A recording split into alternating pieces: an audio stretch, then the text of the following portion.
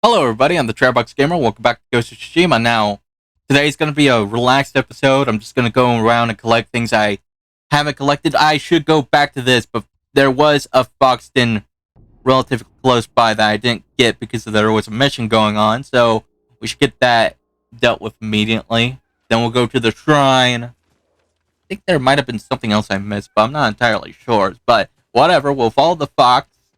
And the next episode is going to be the last for not sure how long I would wait until I record the next set of videos and upload them. I do want to give people time so that they could watch through each video, they could like and subscribe, but at the same time I don't want to take too long. So let's say for now wait a month. Everyone's good with a month? And if you're wondering what I'm talking about, this is probably the first video you're watching, which is kind of weird. This is 38. Why start at 38? No judging here, just kind of curious on why you would start there instead of 1. But regardless, if you're curious, I've been asking people to like and subscribe so that if I hit 500, I'll play the game on lethal mode. And I can imagine that after 38 times of me asking you to subscribe, it get pretty annoying. So I figured that, hey, if we get to 500 before the next set of videos, I'll just stop fucking asking. I would have reached the goal that I like. And we have another thing to do that I wasn't aware of. I knew there was something else that we didn't do, which is weird. I thought I completed that lighthouse. Was it a different one? Huh. Oh well. We have something else to go to. Anyway, like I was saying, there's some time for everybody to enjoy the videos. Enough time for me to rest and relax, see the progress. If we get close to 500, I might be nice and say, screw it, we're close enough. That does bring up the point that when I do get to 500, I'm not just going to drop these videos altogether. I'm still going to upload my first playthrough of this game. And then the next project I'll be doing will be this game on lethal mode. That way it gives me a little more time on figuring out how I'm going to do the lethal mode run. Am I going to do it like this where I'm just showing the entire gameplay, or do people want it where it's just, one long video, just the highlights of the game? I guess that could also be a thing that the viewers could put down, like, hey, we want to see it like this, or hey, we want to see it like that. Which also goes into the look of the game, because early on in the game, if you go back to episode 1, video 1, it does give you an option on how you view the game, whether it be, in color or in black and white, like old Japanese movies. Actually, maybe I'll just put a vote when we reach our goal, just so that I'm aware of how many people want it, and then it will go off of that. One thing that I'm going to have to keep is a death counter. My friend Lorenzo just loves watching the death counters. Like, he always wants a goddamn death counter in every game that I do. Like, damn, I really wish you would tell me early on, because usually by the time that I'm done recording, I usually get rid of the old footage. So when he requests it, it's like, I can't do it because all the footage is already gone. I mean, the last time I was playing a somewhat difficult game, Callisto Protocol, I had the foresight and thinking, yeah, Lorenzo would definitely love to see me die a lot in this game. So I kept most of the death footage and make it its own video, because I figured he would want to see it. He would want to see me suffer. Sure, another one of my friends would love to see me suffer too, but that's beside the point. Praise the shrine. Give us a charm. I mean, if you didn't give me a charm, I still come up here to praise it, just so I could complete it. Like, that's just me, a completionist at heart. But it's nice that you get a little charm out of it. I think I shared with everybody why I chose the normal difficulty. Typically, when I play a video game, when I play any game, if I record it, I always go on the hardest difficulty because I hate myself, and also because I figured it'd be more entertaining. But this time around, I said, you know what? I'm gonna go on a normal difficulty, mainly because I already got my ass kicked with a different game, but also because my friend, he let me borrow this game. This isn't my game, it's his game. And I've had it for such a long time that when I brought it up with him, he completely forgot that he let me borrow his game. So I figured, it'd be nice if I give his game back this year. Give it to him by Christmas. He'll be like, here's your Christmas present, buddy. He opens it up. Wow, Ghost of Tsushima. My favorite. Wait a minute, this is my game, isn't it? Yes, it is. I gave it back. That is a Christmas gift. Anthony, you're a dick. I know. I kept it for. I forgot how long I kept it, but I got it back to you. Merry Christmas. But to be honest with everybody, he's cool with me keeping it for as long as I want. So no real rush. I just feel like I'm obligated to give it back, considering that I've held on to it for so long. I feel kind of bad. I feel like an asshole, honestly. Alright, we got the new bow upgrade. We're good. Anything here for me? Nothing. Wow. Wow. Usually there's something. There's nothing. Break my heart. I think this is my favorite area so far. I love the golden leaves, how they just bathe the area. Like, it looks so beautiful. I know I've mentioned it before, but I just can't get over how, great this game looks. Like, oh my god. I mean, I probably don't even have it on the best settings either, so it looks pretty good on its own right here. Like, I don't think I have the lowest settings for it, but yeah, you get what I mean. Like, it could always be on higher settings and look better, but I don't think my system could handle that shit. This also goes into a discussion I have with my friend all the time, like, okay, discussion, it's more like we agree on what we say, and not really discussion. We just bring up, do graphics make a good game? No, they don't. That's our mindset. Like, graphics don't really necessarily make a great game. Like, you could have a good-looking game, but if it's boring, if it's shit story, it's not going to be fun, in my opinion. I mean, to be fair, I don't think I'm a great critic when it comes to video games, because as long as I enjoy myself in one aspect, I could ignore a lot of the shit. But at the same time, like, certain things kind of rub me the wrong way, so I'll probably be hyper-focused on that one thing.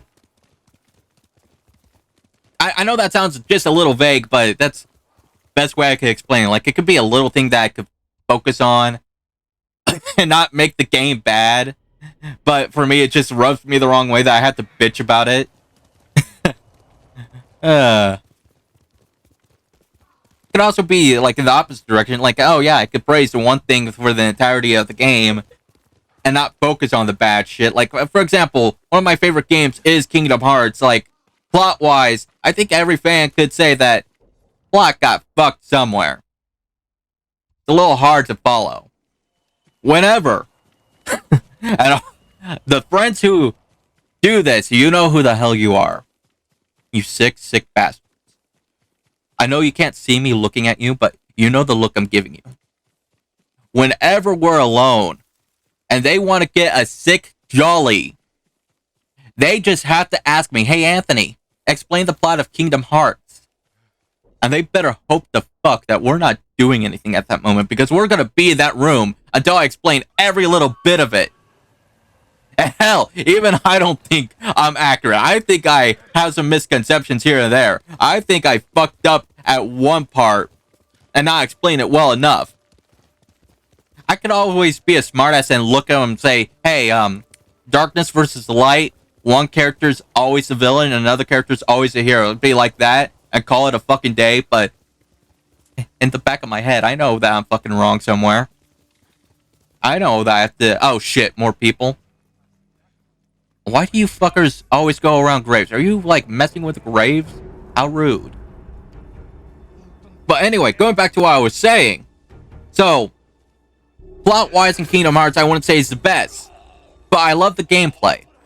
The gameplay is my favorite.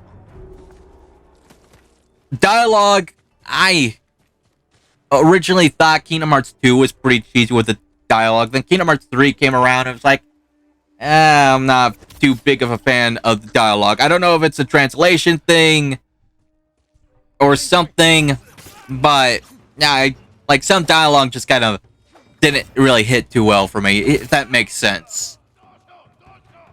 Don't mind me, guys. I'm just here to find a cricket and be on my way. I mean, I say if you drop your weapons, I let you live, but I think I've proven to the fact that that's not always the case. In fact, I'm pretty sure that if you drop your weapons, I'm just gonna shoot you in the back. I don't mean to be an asshole. It's just, you motherfuckers have caused me so much headache in the last God knows how many hours that it's just on sight at this point. Congratulate yourselves, really. Usually I'm merciful, but no. I don't know what you've done to make me this violent, but applause to all of you. I mean, granted, you probably had something to do with capturing people, hurting people, destroying homes, destroying families. Yeah, that probably make me that violent. I mean, even if I did spare you, I get the feeling that you're just gonna get killed by your superior. There's no easy way out of this for you. There's no way that you could just walk away and live a happy life. I feel kind of sorry for all of you. But this does bring up a good discussion.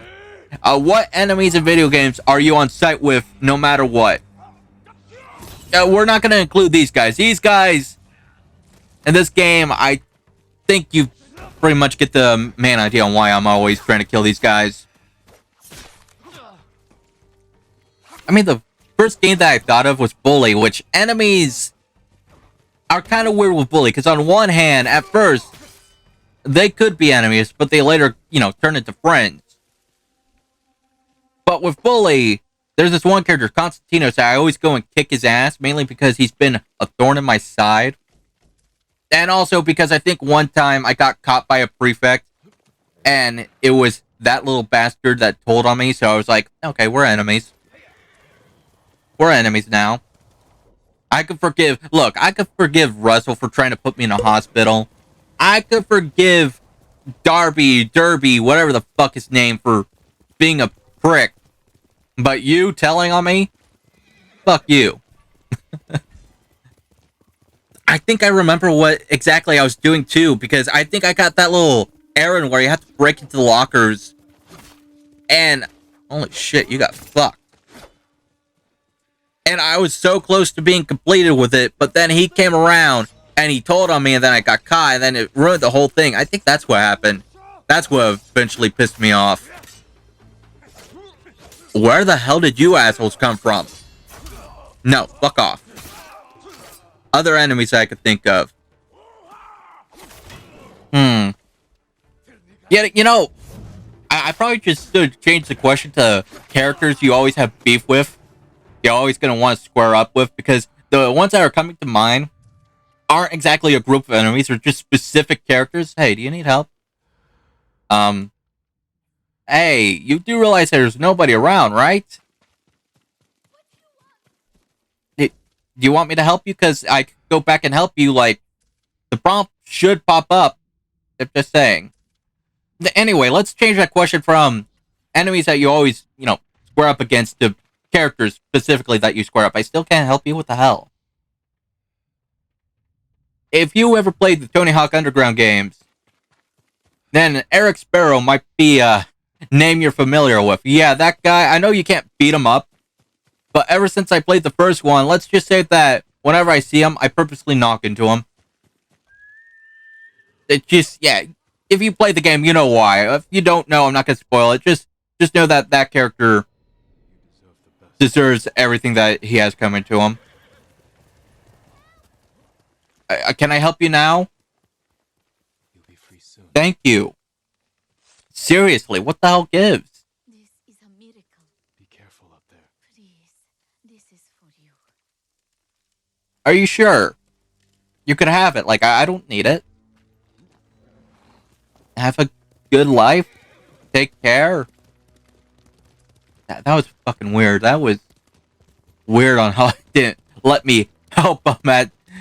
like, what the hell? I'm trying to save you. Why wouldn't it let me save you? What's here? I see no enemies. Is this place safe? This place cool?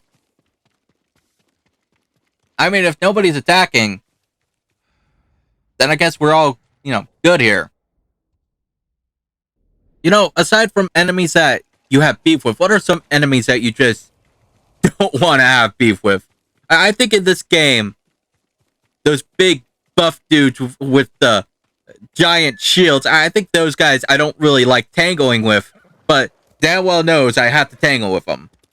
Other games, in Kingdom Hearts 2, there's this one Heartless that's a car Heartless that I just don't like fucking with because I have memories. What the fuck happened to that dude? I saw that right. Holy shit. Usually when that happens, there's usually people nearby that are responsible. Maybe if we catch them, we could kick their asses, but maybe they're long gone. Who knows? I'm sorry, that caught me off guard for a moment. Like, what the fuck? Continuing. Again, with Kingdom Hearts, in the remix of 1, there's this one monkey Heartless that snipes you. I think it's called a Sniper Wild. Something along those lines. It appears in Traverse Town. And when I first saw it, I will admit that I had big dick energy. Like, this motherfucker can't kill my ass. I'm level insert here. I've dealt with a whole tons of shit. I could beat it up. Boy, I was incredibly wrong on that assumption. Because in the next 30 seconds, it killed me. I was a high level too. I think I was... Fuck, I don't remember, but I was a pretty decent level. I didn't expect to get my ass kicked in Traverse Town. Holy shit, horse. Back it the fuck up. Come here and fight. Then there's the fuckers from Fallout 3. There's these one dudes in Fallout 3. It's in the DLC. Point Lookout, I believe. There's these, like... I don't know how to describe them nicely. So I guess I'm just going to describe how they look. There's these assholes, these inbred-looking assholes that... Okay, at that point of the game, I had this combat shotgun that just fucked with everything that I ran into, like raiders, ghouls, anything that came my way was felled by my shotgun. So I felt confident that when I went to Point Lookout, that I'd be fine. And then I ran into these monstrosities, and they took a point-blank shot from a riot shotgun to the face, and they kept going. Past me was terrified after that. I was like, holy shit! What the fuck?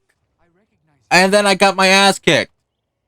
Good work. It probably doesn't help the fact that I ignored the game's warning about coming here at a higher level, because I think I was pretty under level in that location. Oh. Hell yeah. The hook does more than... Okay, that's kind of cool.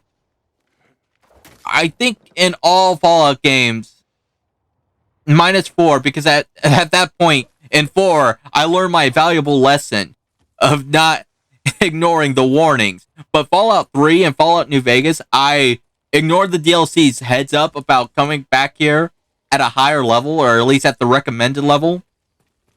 And let me tell you something. I didn't have a fun time. I got my ass kicked pretty badly. I have PTSD every time I see the heads up. Like, hey, you're not that level yet. You really want to do this again, Anthony?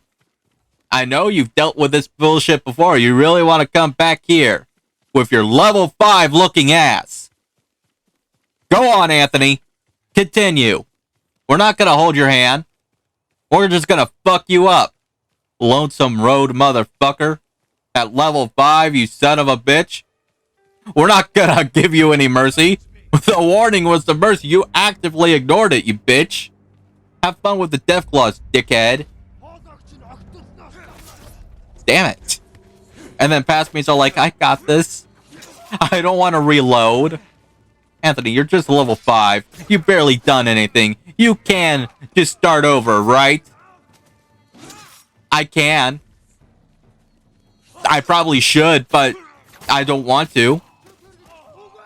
So I beat the entire thing. And this was before I did any recording. So if you're going to ask me if I recorded that experience, the answer is no. This was like, fuck, long ass time ago. But the funny thing is, I played Fallout New Vegas before 3. So you would think that when I saw Point Lookout, I'd be like, okay, I had my experience with New Vegas. I learned my lesson, right? Be well. Please, take this. No. Which, you know, brings me to why I don't like those inbred-looking hillbillies. But, to be fair, I think even if you go at the recommended level, there's still bullet sponges. At least, I think that's why I remember going through, like, actually listening to the warning ones, waiting until I'm at the minimum level to go to, and then going there, and it was like, huh. These things still suck to fight. They're ugly. They're horrifying. I hate how they run at you. That's the reason why, like, I don't like to fuck with them. Because they give me the creeps. Which, speaking of which, any enemy, any humanoid enemy that very slowly walks towards me gives me the creeps for some reason. I mean, I'm not saying that's what they do in Fallout 3. It reminded me of that one enemy from Resident Evil 4 that they walk towards you. They don't even run at you. They just, like, walk towards you. They chant towards you. Those fuckers give me the creeps. Is there a more horrifying enemy called the Regenerator? Yeah. But you look at it, and you damn well know it's fucking creepy. You see these guys, they look normal for the most part, at least until you do some damage, and then some of them reveal that they're whatever the fuck the thing's called in the game. But still, I hate how they just walk towards you and continuously to chant. That gives me the absolute creeps. I don't know why.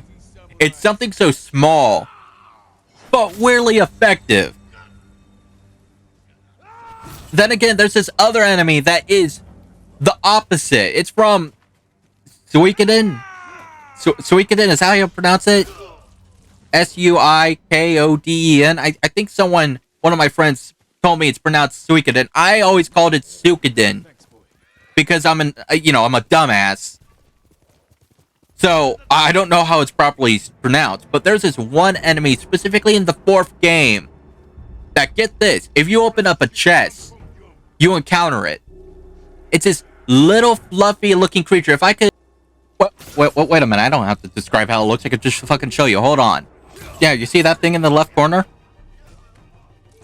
Imagine getting your ass kicked by that thing. I think there's a different one. I think that's not even the right one. I think it's called like a golden hairball. Their names are fucking hairballs. You get killed by a hairball. Like, what the fuck?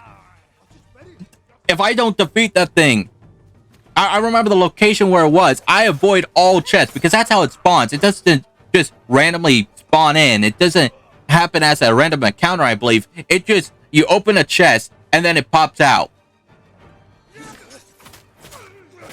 So, yeah, that thing, I actively avoid opening chests until I deal with it, but that thing it's fucking ridiculous. It could take out your party pretty fucking easily. It's like, holy shit. It doesn't even look like much. But I think I've talked enough about enemies for today, because we're at the end of the video. So, thanks for watching, everybody. I'll see you next time. Take care. Please like and subscribe, and have a great day.